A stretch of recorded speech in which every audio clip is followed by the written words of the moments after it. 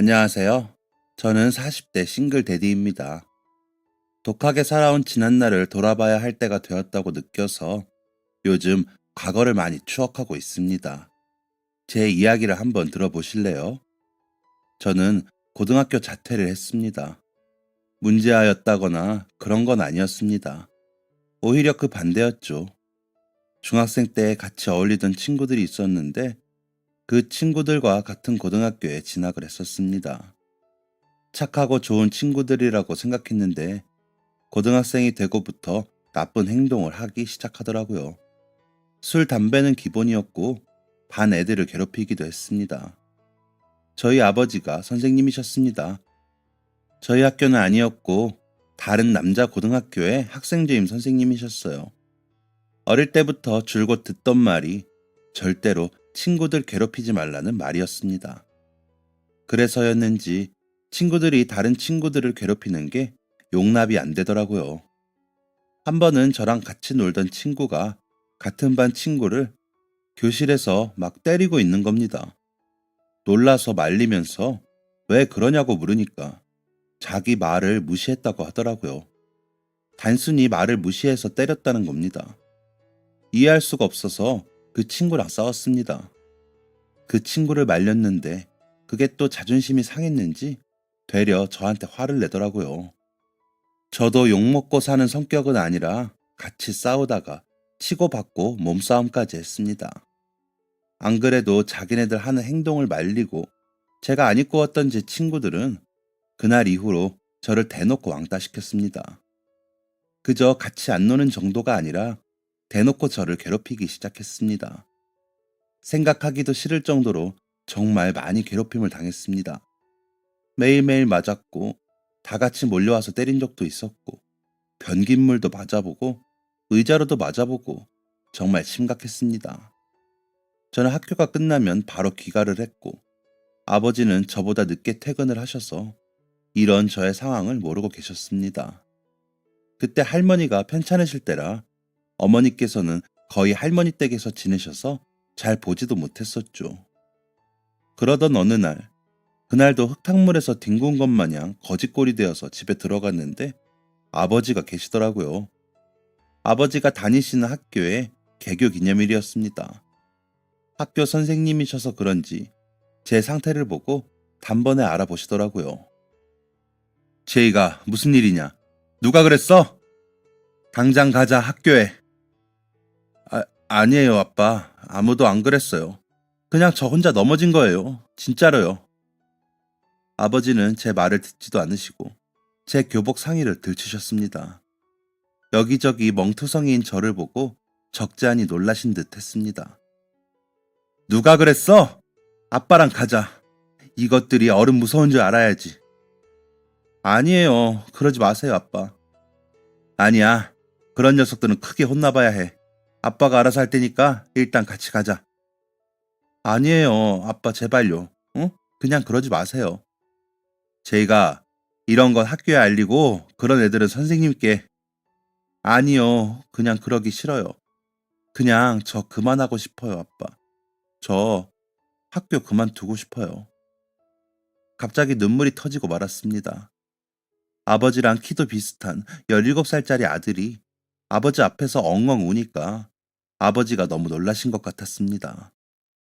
아무 말씀 안 하시고 어쩔 줄 몰라 하시다가 그냥 안아주셨습니다. 아버지 품에 안긴 게 엄청 오랜만이었습니다. 제가 학교를 그만두고 싶다는 말에 대한 대답을 아버지는 한동안 하지 않으셨습니다. 그런데 저는 진심이었습니다. 제가 왕따 생활을 거의 반년을 겪었거든요. 그만두고 싶다는 말이 절대 홧김의 한 말이 아니었습니다.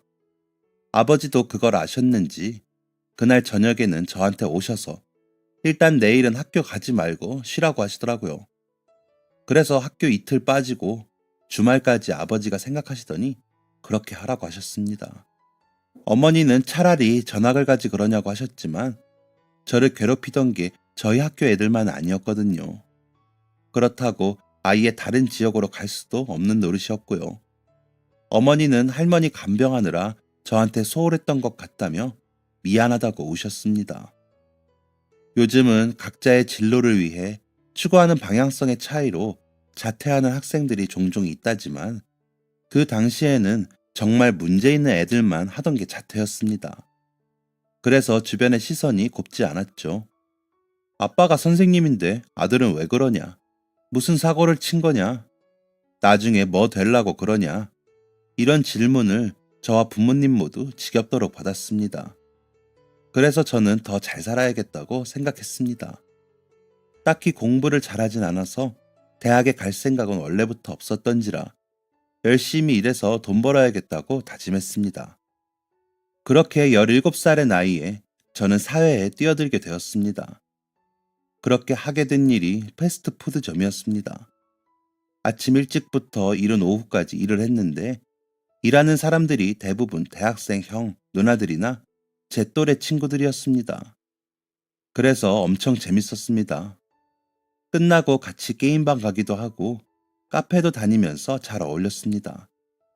그러다가 거기서 제 인생 첫사랑을 만나게 됩니다. 그 누나는 저보다 2살 많은 19살이었습니다. 근처 고등학교를 다니고 있었고 예뻐서 매장에서도 인기가 많은 누나였습니다. 그 누나는 학교에 다녀서 주말에만 볼 수 있었는데 어느 순간부터 제가 주말이 되기만을 기다리고 있더라고요. 주말에는 특히 바빠서 그 누나랑 사적인 대화는 못 해봤고 일하면서도 몇 마디 해본 게 다였는데 그냥 예뻐서 좋았습니다. 저는 아침 일찍 출근이었고 그 누나는 저보다 3시간 늦게 출근을 했는데 어느 날은 일손이 부족해서 제가 초과 근무를 하고 그 누나랑 같이 퇴근을 하게 되었습니다. 그 누나가 먼저 옷 갈아입고 나오고 제가 옷 갈아입고 나왔는데 누나가 안 가고 기다리고 있더라고요. 저를 보면서 이렇게 물어봤습니다. 너 스파게티 먹어봤어? 네. 아니요. 뭐야 그게. 나 배고픈데 같이 먹으러 갈래? 네. 갈래요. 가요. 그날 아마 스파게티를 콧구멍으로 먹었던 것 같습니다. 그 누나랑 단둘이 마주 앉아서 밥을 먹다니 정말 꿈 같았습니다. 누나는 적극적으로 저한테 호감을 표현했습니다. 저는 그걸 마다할 이유가 전혀 없었고 누나가 하자는 대로 가자는 대로 다 했죠. 그렇게 한 3달 정도를 그야말로 썸을 탔습니다. 그러다가 누나가 그러더라고요. 너 왜 나한테 고백 안 해? 네? 고백이요? 무슨 고백이요? 왜 사귀자고 안 하냐고. 하면 받아줄 거예요? 당연하지. 그럼 저랑 사귈. 아니. 다시. 혜수야, 나랑 사귈래? 그래. 그렇게 저희는 연인이 되었습니다. 누나는 성인이 되어서 직장에 다니기 시작했고, 저는 여전히 패스트푸드점 알바생이었죠. 그렇다고 해도 저희의 사랑엔 아무 문제가 없었습니다. 아주 뜨거웠습니다. 정말 너무 뜨거웠죠. 누나와 사귄 지 1년쯤 되었을 때 데이트를 하려고 주말에 누나를 만났는데 표정이 안 좋더라고요. 하나 따기엔 조금 슬퍼 보였습니다. 누나, 무슨 일 있어? 너, 나 사랑해? 당연하지, 그걸 말이라고. 왜 그래, 무슨 일인데? 나 임신했어. 뭐라 바로 말이 안 나오더라고요. 분명 누나를 너무 사랑하는 건 맞지만 절대 예상하지 못했던 일이었습니다. 그렇다고 그게 비극으로 다가온 것은 결코 아니었습니다. 불행하지도 않았고요. 오히려 책임감이 막중해지고 마음이 무거워졌죠. 저는 누나와 그 아이를 책임지기로 했습니다. 그날 아버지한테 정말 무지하게 맞았습니다.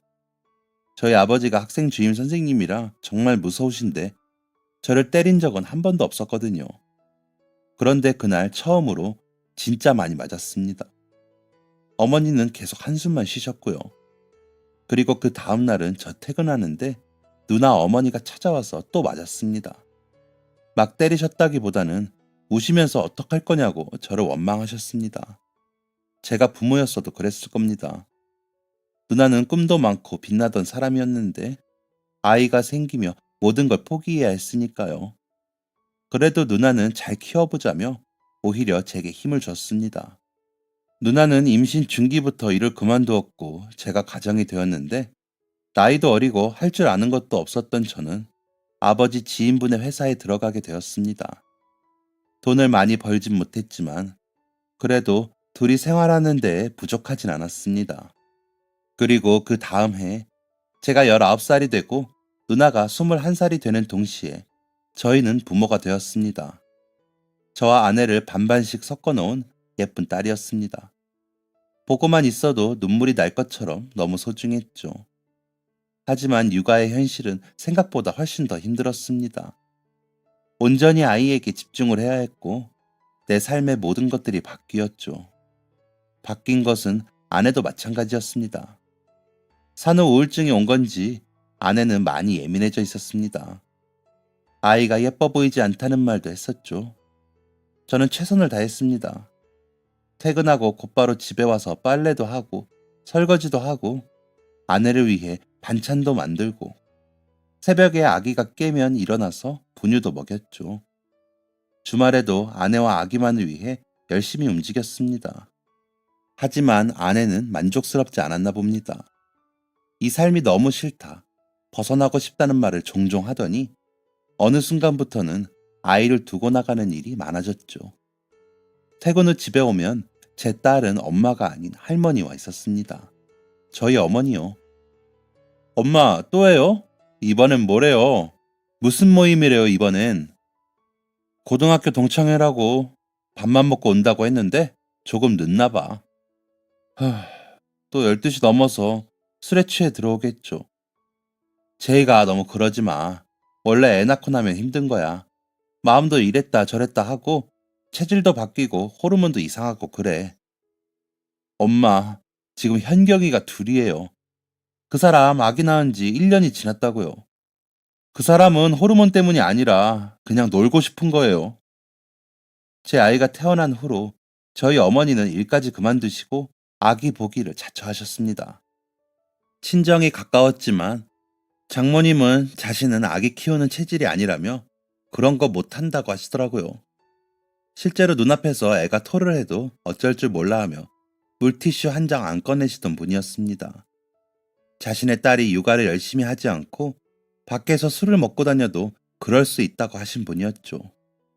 아내의 일탈은 계속되었습니다. 평일 중 2, 3일은 저희 어머니에게 아이를 맡기고 본인은 술에 취해 들어왔고 주말엔 그 숙취로 누워만 있었습니다. 아이랑 산책이라도 가자고 하면 질색을 하던 사람이었죠. 그래서 주말마다 아이랑 둘이 놀러 다녔습니다.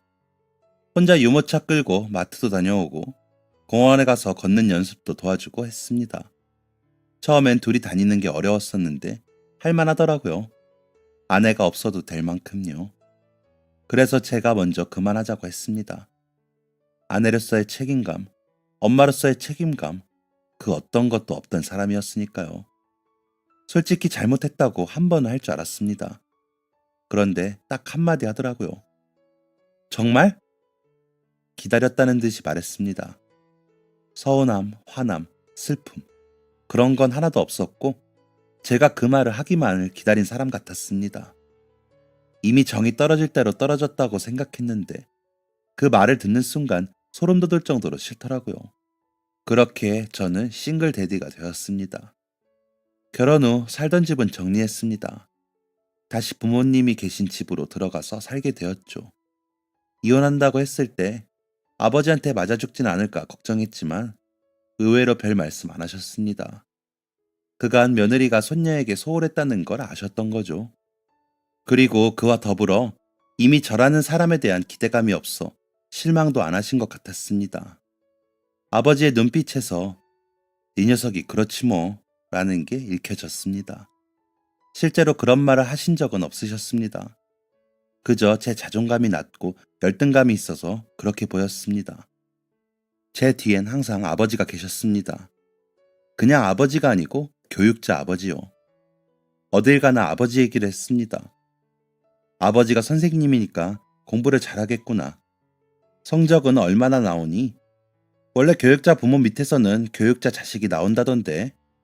이런 말들을 들으면 저 항상 주눅이 들었습니다.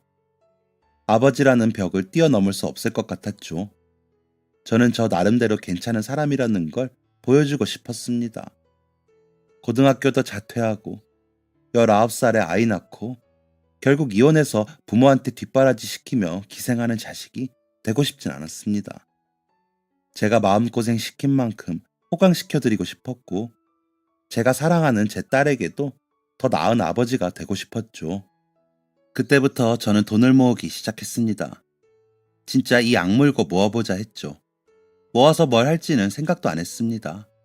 그저 저에게 주어진 하나의 숙제처럼 했습니다. 돈을 모으다 보니까 하고 싶은 일이 생기더라고요. 제 모든 신경은 일과 아이에게 집중되어 있었습니다. 아이를 키우면서 느낀 건데 사람이 살아가는 데 필요한 것들이 정말 많더라고요. 작게는 먹는 것, 식기 도구, 씻는 것부터 해서 수십 개의 옷, 침구, 그리고 책상, 의자, 침대 등등 가구까지요. 정말 작정하고 사주려고 하면 끝도 없이 돈을 쓸 수가 있겠더라고요. 아버지가 저한테 소개해 주셨던 지인분의 회사는 가구 브랜드였는데 저는 거기서 영업일을 했습니다. 매장들 돌아다니면서 관리하고 백화점이나 행사에 들어가는 거 관리하는 일이었죠. 영업을 하려면 제가 가구를 직접 만들지 않아도 심지어는 만드는 걸 본 적이 없어도 다 아는 척을 해야 했습니다. 그래서 가구의 종류, 쉐입, 목재, 조립 방법 등을 세세하게 외우고 타사의 것도 공부해서 비교해서 알려주고 했습니다. 그때는 MD 파트가 따로 없어서 영업 나간 사람들이 백화점 가구 위치 조정하고 행사장 꾸미고 했었는데 그러면서 자연스레 가구와 디자인에 관심을 가지게 되었습니다. 저는 스펙도 없고 경력도 없으니까 제 위치에서 열심히 하자라는 마인드로 일을 했고 그러다 보니 좋은 기회가 주어졌습니다. 다른 회사에서 이직 제안이 들어왔습니다. 기존의 회사처럼 가구를 취급하고 있었는데 작은 가구들과 함께 소품도 취급을 하고 있었고 실내 인테리어까지 하는 회사였습니다. 생긴 지 그리 오래되지 않은 곳이었는데 연봉을 많이 주더라고요. 더 트렌디한 느낌이 있기도 했고 많은 것을 경험해보자 하는 마음에 이직을 했습니다. 24살에 대리 달고 인테리어 회사를 다니게 되었죠. 제가 키도 크고 덩치도 좀 있습니다. 생긴 것도 투박하고요. 한마디로 아기자기한 것과는 거리가 멀게 생겼는데 의외로 제 적성에 맞더라고요. 예쁜 소품들 찾아서 꾸미고 어울리는 색깔 찾고 하는 게 정말 재밌었습니다. 내가 잘할 수 있는 일이 이거구나 싶어서 4년 동안 진짜 열심히 일했습니다. 돈도 착실히 모으고 이 돈으로 부모님이랑 딸아이랑 행복하게 살아야겠다. 맨날 그 생각만 했습니다. 그런데 저의 잘못된 판단이었나 봅니다. 열심히 일을 하면 다 좋아질 거라고 생각했는데 그만큼 저는 저희 가족에게 소홀해졌던 겁니다. 그때 아이가 9살이었습니다. 초등학교 2학년이었어요. 이제 할 줄 아는 것도 많아지고 자기의 생각도 확실하게 표현할 줄 아는 나이였죠. 아이가 교내 미술대회에서 은상을 받아왔었습니다. 그런 대회를 한 것조차도 모르고 있었는데 어머니께서 알려주시더군요. 현경아, 그림대회에서 은상을 받았어? 너무 잘했네. 뭘 잘해, 금상이 아닌데. 아니야, 은상도 너무 멋진 거지. 아빠 그림 보여줄 수 있어? 아이가 뚱한 표정으로 방에서 그림을 가져왔습니다. 가족 그림이더라고요. 그런데 누가 봐도 할아버지와 할머니로 보이는 그림만이 아이 양쪽에 서 있고 저는 안 보였습니다. 아빠가 없는 가족 그림이었습니다. 현경아, 아빠는 왜 안 그렸어? 아빠는 맨날 없으니까. 맨날 바쁘잖아, 아빠. 그래서 우리 가족이 아닌 것 같아서 안 그렸어. 아빠가 가족이 아닌 것 같아? 응, 우리 반 애들이 그랬는데 내가 그래서 금상을 못 받은 거래. 가족 그림에 엄마랑 아빠가 없어서. 그래서 은상이래 내가. 그날 처음 아이의 마음을 알게 되었습니다. 아니 사실 일에 치여서 아이에게 그만큼 관심을 못 쏟았던 것 같습니다. 여태까지 아이를 위해 열심히 일한다고 생각했는데 그건 다 저의 착각이었고 핑계에 지나지 않았던 겁니다. 지금까지 저는 빵점짜리 아빠였더라고요. 그날부터 생각을 달리하게 되었습니다. 어떻게 하면 아이와 더 함께 할 수 있을까? 어떻게 해야 더 나은 환경이 만들어질까 하고요. 그리고 그때 정말 뜻밖의 소식을 듣게 되었습니다. 아버지는 그때 정년을 앞두고 교감 선생님의 위치에 계셨습니다. 앞서 말했듯이 학생 주임까지 하셨고 무섭고 강한 분이셨습니다. 그런 아버지가 제 앞에서 눈물을 보이셨습니다. 그 우락부락한 거친 얼굴에 눈물을 가득 묻히시고는 제게 종이 한 장을 내미셨습니다. 진단서였습니다. 어머니가 암에 걸리신 겁니다. 이름도 생소한 담도암이었습니다. 아버지는 그날 세상이 무너지는 듯 우셨고 어머니는 말씀이 없으셨습니다. 내가 어머니한테 너무 소홀했구나. 나는 대체 우리 가족에게 뭐였을까 생각하며 저도 많이 울었습니다. 그로부터 며칠 뒤에 아버지가 저를 불러다가 말씀하셨습니다. 네 엄마랑 시골 내려갈 거다. 시골이요? 언제요? 정년 채우고 갈 생각이야. 그럼 내후년이잖아요. 아예 가신다고요? 그래, 나랑 네 엄마 너 키울 만큼 키웠고 네 엄마 남은 인생 손주 뒷바라지 시키며 살게 하고 싶지 않다. 수술하고 공기 좋은 곳에서 좋은 거 먹으면 지금보다야 낫겠지. 이 집 정리하고 시골에 조용히 둘이 내려가 살라니까 너도 현경이랑 살 궁리해놔라. 네, 알겠어요, 아버지. 제가 도울 수 있는 거 있으면 말해주세요. 최대한 도울게요. 사실 그동안 부모로서 제가 해야 할 일을 어머니께 떠넘겼던 걸 인정할 수밖에 없었습니다. 이젠 정말 현경이와 둘이 제대로 살아보자 하루하루 다짐했습니다.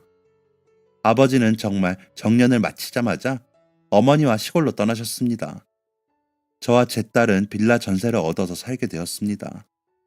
아이가 이제 4학년이라 학교도 혼자 가고 학원도 혼자 갈 정도라서 그나마 마음이 놓이긴 했지만 딸 가진 부모라면 아이가 몇 살이던 성인이라고 해도 마음이 놓이지 않는 것이 현실이었습니다.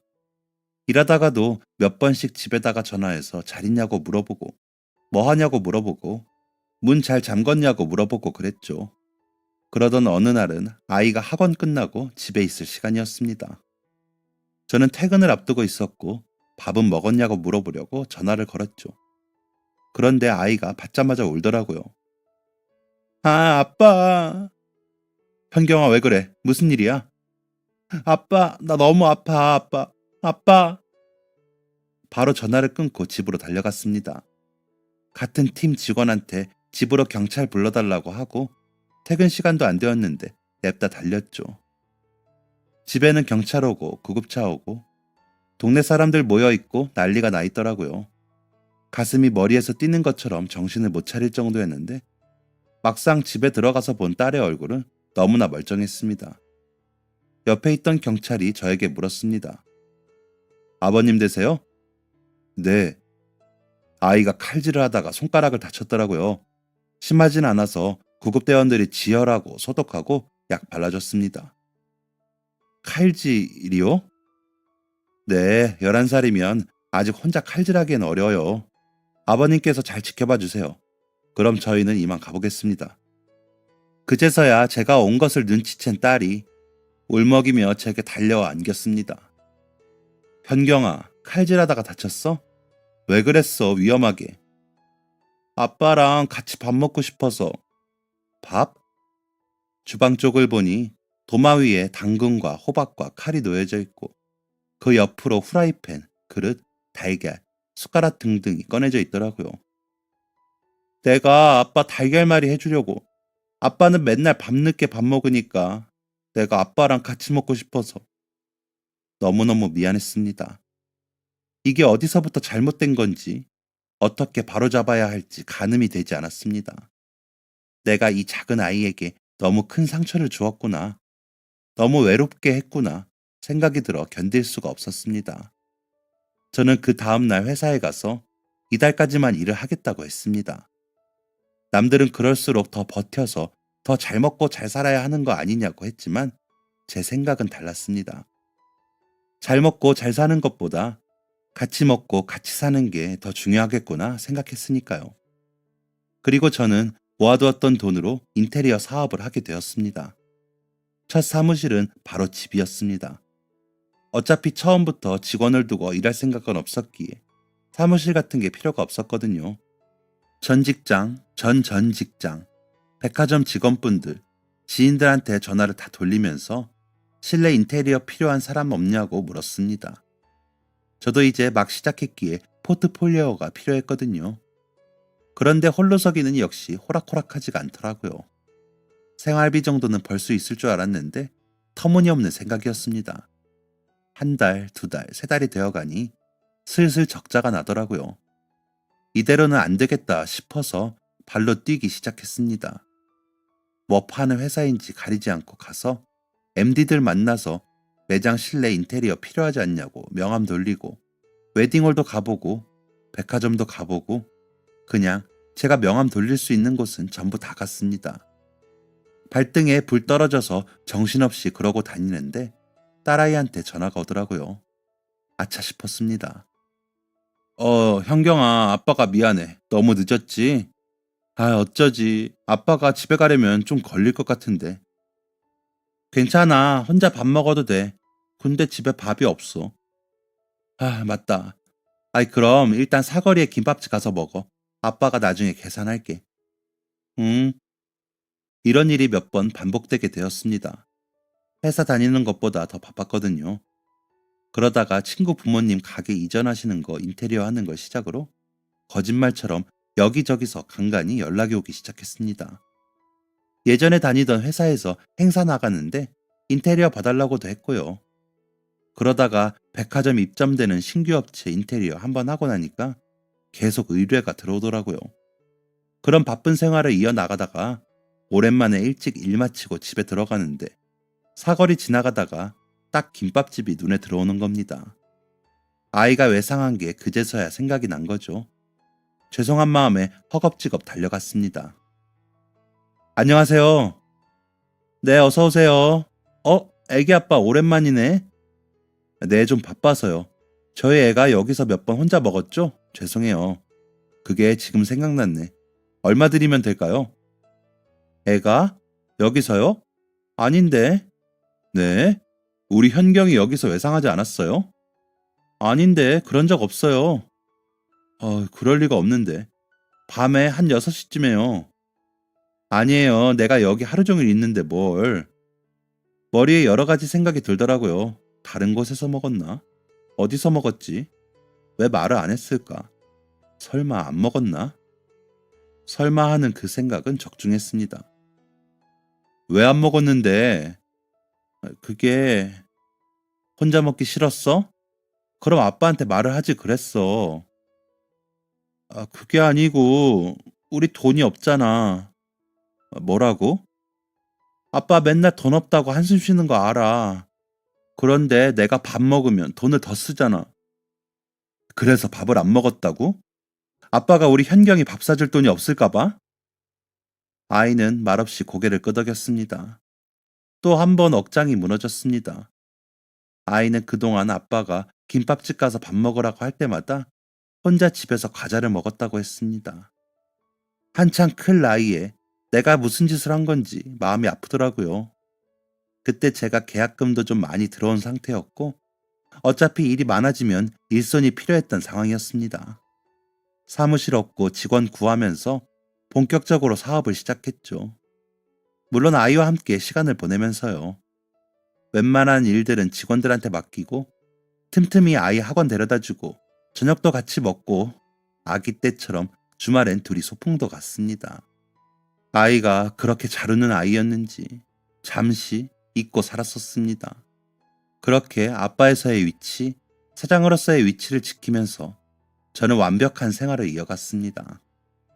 그렇게 제 나이의 앞자리가 2번 바뀌었을 때 저는 중소기업을 이끄는 대표가 되어 있었습니다. 굵직굵직한 업체들과 계약도 하고 다양한 분야로 사업을 확장시키며 회사를 많이 키웠죠. 제 딸은 어느새 어엿한 숙녀가 되어 미술 선생님이라는 꿈을 꾸며 대학을 다니고 있었습니다. 그러던 어느 날 며칠 명치 쪽이 쑤시더라고요. 딸이 얼굴빛도 별로 안 좋아 보인다면서 나이 40이면 건강검진은 필수라고 병원 한번 가보라고 했습니다. 아픈 거 검사도 하고 건강검진 예약도 할 겸 오랜만에 병원에 갔는데 암이라더군요. 어머니처럼 담도암이요. 참 어이가 없었습니다. 처음엔 그냥 정말 어이가 없었습니다. 제대로 내 할 일 하면서 산다 싶었는데 이렇게나 명이 짧다니요. 그러다가 화도 났습니다. 나쁜 짓 안 하고 착하게 잘 살았는데 이런 병을 주다니 하늘도 무심도 하다고 생각했습니다. 나중엔 체념하게 되더랍니다. 의사가 가망 없다고 한 뒤로 그다지 삶에 대한 기대도 욕심도 없게 되었죠. 그런데 딸 우는 모습 보니까 그게 또 아니더라고요. 하루라도 더 살아야겠다 싶더라고요. 아직 결혼도 안 한 애인데 이제 나까지 떠나면 가족이 아무도 없는데 어떻게 해야 하나 싶어 너무 속상했습니다. 맨날 바쁜 아빠라서 미안한 마음만 가득했는데 이렇게 일찍 떠나면 얼마나 더 미안해 해야 하나 싶었고요. 엄마 없는 아이로 키우다가 이젠 아빠까지 없는 애소리 듣겠다고 걱정이 되었습니다. 나중에 시댁에서 무시하면 어쩌나, 부모 없이 결혼식은 어찌하려나 싶더라고요. 제가 갈 땐 가더라도 아이가 가장 행복해야 할 순간은 책임져야겠다고 생각이 들더라고요. 그래서 그냥 다짜고짜 웨딩홀 한 타임 계약했습니다. 가장 예쁘고 가장 좋은 곳으로 예약했어요. 그러고 딸아이 데리고 청담동 가서 비싼 드레스 대여하고 화장도 하고 머리도 해줬습니다. 딸아이는 이게 지금 뭐 하는 거냐고 어리둥절해 하더라고요. 그리고 아무도 없는 웨딩홀 도착해서야 눈치를 채더군요. 아빠, 나 죽으면 애비 없이 신부 입장해야 하잖아. 보기 싫게. 요즘엔 신랑이랑 같이 입장하거든.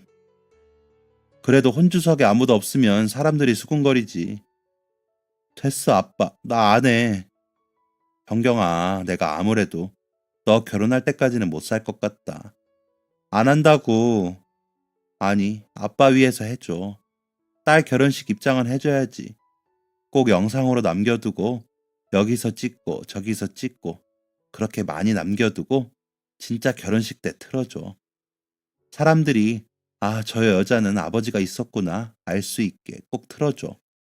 시댁에서 부모 없는 애라고 나쁜 소리 하지 않게 이렇게 든든한 아빠가 지키고 있다는 거 알 수 있게 꼭 틀어. 꼭 틀어줘. 아빠가 왜 없어? 아빠가 왜? 왜? 아이고 이게 얼마짜리 화장인데 울고 그래 우리 딸. 버진로드에 발을 올린 지 30분이 지나서야 겨우 딸과 신부 입장하는 영상을 찍을 수 있었습니다. 아픈 사람처럼 보이지 않게 태어나 처음 화장도 하고 일부러 더 당당하고 더 밝게 웃으면서 걸었습니다. 제 영상이 딸아이의 결혼식장에 틀어지는 것을 상상하면서 걸었습니다. 제 딸을 지켜주게 될 누군가를 상상하며 걸었습니다. 그렇게 못난 아빠로서 딸아이에게 마지막 선물을 전해줬습니다. 그로부터 지금 1년이 지났습니다. 선생님이 되겠다던 딸은 대학교를 자퇴하고 저희 회사에서 일을 배우고 있습니다. 제 뒤를 이어 회사를 물려받으면 어떻겠냐고 했더니 쿨하게 자퇴하더라고요. 저를 닮았나 봅니다. 아직 남자친구가 없어서 결혼을 할 수 있을지 모르겠습니다. 저는 점점 증상이 악화되고 있는 상태지만 어떻게든 더 살아보려고 식단 조절하며 아주 조금씩 운동도 하고 있습니다. 딸은 절대 그 영상을 쓰는 일은 없을 거라며 저랑 입장할 거라고 하지만 그건 잘 모르겠습니다. 저도 그랬으면 좋겠지만 입 밖으로 꺼내는 순간 딸아이가 기대를 하게 될까봐 혼자 삼키고만 있습니다. 그래서 요즘엔 기도도 합니다. 하루라도 더 살게 해주세요. 딸아이 남편감이라도 보고 죽게 해주세요. 이렇게요. 매일 잠들기 전에 내일 내가 눈을 뜰 수 있을까 걱정되지만 다시 눈을 뜨고 하루를 시작하며 열심히 살아가고 있습니다. 앞으로 살아있는 한 매일을 최선을 다하며 살아갈 것입니다. 저를 위해서 그리고 딸을 위해서요. 제 삶이 하루라도 더 지속될 수 있기를 응원해주세요. 감사합니다. 지금까지 사연 들어주셔서 감사합니다. 사연이 재밌으셨다면 구독과 좋아요를 눌러주세요. 감사합니다. 안녕히 계세요.